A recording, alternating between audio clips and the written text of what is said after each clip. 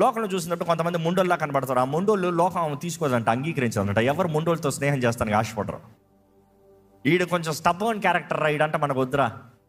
కానీ దేవుడు అలాంటి స్టబర్న్ క్యారెక్టర్ని కోరుకుంటాడంట. Because God wants them to be stubborn for Christ. క్రీస్తు కొరకు మొండితో ఒక పట్టు పట్టాలి, మొండి పట్టు. తెలుసా మొండి పట్టు అంటే ఏంటో? అనేక సార్లు పిల్లలు అడిగినప్పుడు అంటాం మొండి పట్టు అని. ఏంటి? నాకు కావాల్సిందే నాకు ఇవ్వాలి, నేను అడిగిందే నాకు ఇవ్వాలి, నేను అనుకుందే నేను చేస్తాను. కానీ నువ్వు అనుకుంది కాదు, దేవుడి కొరకు. దేవుడు అడిగిందే నేను చేస్తా, దేవుడు కోరేదే నేను చేస్తా, దేవుని కొరకే నేను బ్రతుకుతా. మనుషుడు ఏమనుకున్నా సరే, మనుషుడు నన్ను ఎలా చూసినా సరే, మనుషుడు నా గురించి ఏమి మాట్లాడినా సరే, I will be a fool for Christ. ఇక్కడ దేవుడు అక్కడ చూస్తే దేవుడు కోరుకుంటున్నాడంట, వెర్రి వారిని కోరుకుంటున్నాడంట.